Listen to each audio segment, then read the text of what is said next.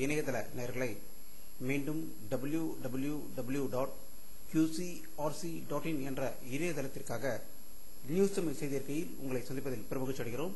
இன்று 16 ஜூலை 2009க்கான முக்கிய செய்திகளை தற்போது பார்க்கலாம். தேர்தல் ஆணையம் வெளியிட்டுள்ள ஒரு செய்தி அறிக்கையில் தமிழகத்தில் உள்ள 5 சட்டசபை தொகுதிகளுக்கு ஆகஸ்ட் 18ஆம் தேதி இடைத்தேர்தல் நடத்தப்படும் என்று டெல்லியிலிருந்து செய்திகள் வெளிவந்து கொண்டிருக்கிறது.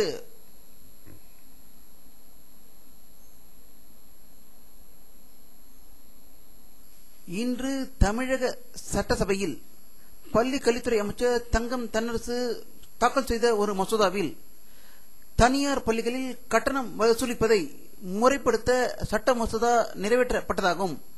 தனியார் பள்ளிகள் அதிக கட்டணம் வசூலித்தால் அந்நிறுவனர்கள் மீது 7 ஆண்டு வரை ஜெயில் தண்டனை வழங்கப்படும் என்றும் 5000 ரூபாய் அபராதம் வழங்கப்படும் என்றும் கூறியிருப்பதாக தகவல்கள் வெளிவந்து கொண்டிருக்கிறது.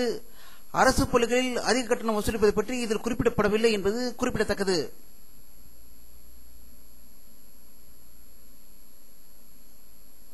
மேற்கு வங்க மாநிலத்தில் காங்கிரஸ் சட்டமன்ற தலைவர் முனாஸ் யூனிபியா, ரவீந்திரநாத் எம்எல்ஏ மற்றும் காங்கிரஸ் தலைவர்கள் கம்யூனிஸ்ட் தொண்டர்களால் தாக்கப்பட்டனர். இதை கண்டித்து 12 மணி நேர முழு அடைப்புக்கு காங்கிரஸ் அழைப்பு விடுத்திருந்தது.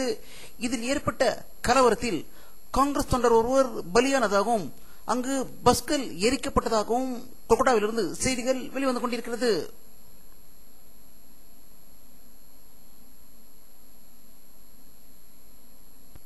பாட்டாளி மக்கள் கட்சி தலைவர் டாக்டர் ராமதாஸ் அவர்கள் வெளியிட்டுள்ள ஒரு செய்தி அறிக்கையில் சமச்சீர் கல்வி, மதுக்கடைகள் மூடல், ஆற்று மணல் கொள்ளை தடுத்து மழை நீரை மற்றும் ஆற்று நீரை வரவழைப்பது போன்ற செயல்களை உறுதிப்படுத்தும் வகையில் அரசை வலியுறுத்தி மும்முனை போராட்டம் நடத்த இருப்பதாக செய்தி வெளியிட்டிருப்பதாக சென்னையிலிருந்து தகவல்கள் வெளிவந்து கொண்டிருக்கிறது.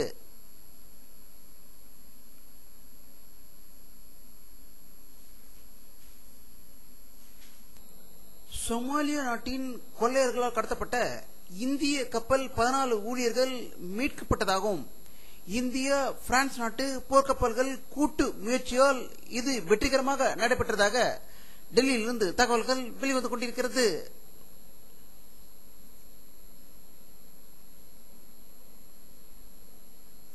உத்தரப்பிரதேசத்தில் உள்ள மொஹராபாத்தில் நடந்த பொதுக்கூட்டத்தில் உத்தரப்பிரதேச மாநில காங்கிரஸ் தலைவர் ரீட்டா பகுஜனா ஜோஷி உத்தரப்பிரதேச முதல்வர் மாயாவதியை அவருடைய ஜாதியை வைத்து கடுமையாக விமர்சித்ததாக அவரை நேற்று நள்ளிரவு உத்தரப்பிரதேச போலீசார் கைது செய்து சிறையில் அடைத்ததாகவும் அவருடைய வீட்டை பகுஜன் சமாஜ் கட்சியினர் தீ வைத்து எரித்ததாகவும் லக்னோவிலிருந்து செய்திகள் வந்து கொண்டிருக்கிறது.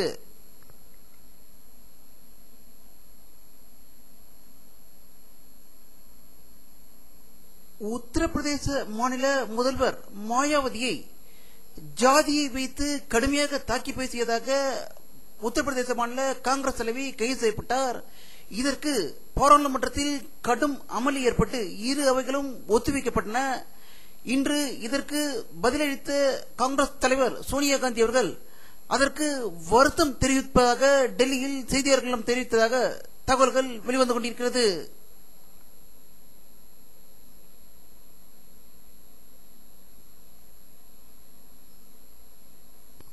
ஆந்திர மாநிலத்தில் அத்தியாவசிய பொருட்களின் விலை கடுமையாக உயர்ந்துள்ளதால் அடித்தட்டு மக்கள் மற்றும் நடுத்தர குடும்பத்தினர் கடுமையாக பாதித்து உள்ளதாக கருதி பிரதேராஜ கட்சியின் தலைவர் சிரஞ்சீவி அவர்கள் இன்று மாபெரும் போராட்டம் நடத்தியதாகவும் உடனடியாக ஆந்திர காங்கிரஸ் அரசு அவரை கைது செய்ததாக ஹைதராபாத்திலிருந்து தகவல்கள் வெளிவந்து கொண்டிருக்கிறது.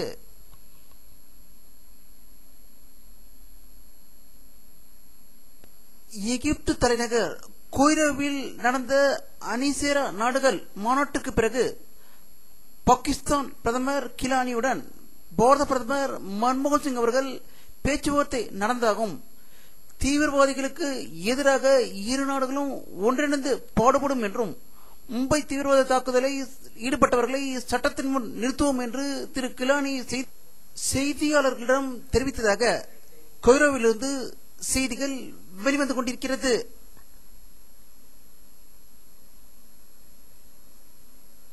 அமெரிக்க வெளியுறவுத்துறை அமைச்சர் திருமதி ஹில்லரி கிளின்டன் அவர்கள் 5 நாள் பயணமாக நாளை மும்பை வருவதாகவும், மும்பையில் தீவிரவாதிகளால் தாக்கப்பட்ட தாஜ் ஹோட்டலில் தங்க இருப்பதாகவும், அதனால் அங்கு கண்காணிப்பு பணிகள் மிக தீவிரப்படுத்தப்பட்டுள்ளதாக மும்பையிலிருந்து தகவல்கள் வெளிவந்து கொண்டிருக்கிறது.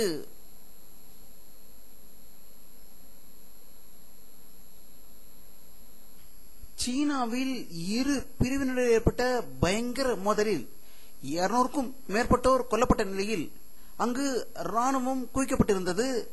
நேற்று நடந்த துப்பாக்கி சூட்டில் 2 பலியானதை தொடர்ந்து அங்கு மீண்டும் பதட்டம் ஏற்பட்டுள்ளதாக பீஜிங்கிலிருந்து தகவல்கள் வெளிவந்து கொண்டிருக்கிறது.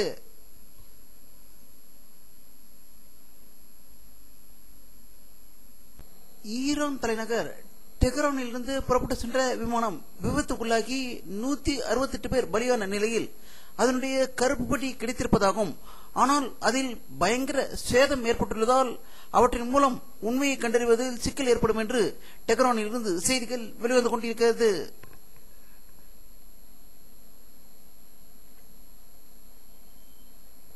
அமெரிக்காவில் உள்ள நாசா நிறுவனம் எண்டவர் விண்வெளியை 6 முறை விண்ணில் செலுத்த முயற்சி செய்தும் வானிலை மோசமான காரணத்தால் தடைபட்டு வந்தது. நேற்று புளோரிடா மாகாணத்தில் உள்ள கேப் கலோவர் ராக்கெட் மைதானத்திலிருந்து எண்டவர் விண்கலம் வெற்றிகரமாக விண்ணில் ஏவப்பட்டதாக புளோரிடாவிலிருந்து செய்திகள் வெளிவந்து கொண்டிருக்கிறது.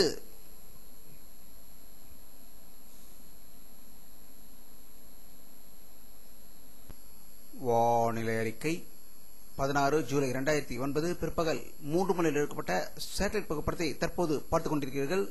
தமிழகத்தில் ஒரு சில இடத்தில் மட்டுமே மேகமூட்டங்கள் காணப்படுகின்றன. நேற்று காணப்பட்ட மேகங்கள் அனைத்தும் காற்றால் மறைந்து விட்டதோ என்று இந்த படத்தின் மூலம் தோன்றுகிறது.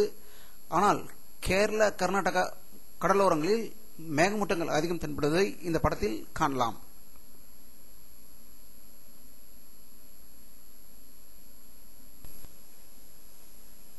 இத்துடன் இந்த செய்தி அறிக்கை நிறைவடைகிறது. மீண்டும் நியூஸ் தமிழ் செய்தி அறிக்கையில் உங்களை சந்திக்கும் வரை உங்களிடமிருந்து விடை பெறுவது உங்கள் கே பாலாஜி. நன்றி.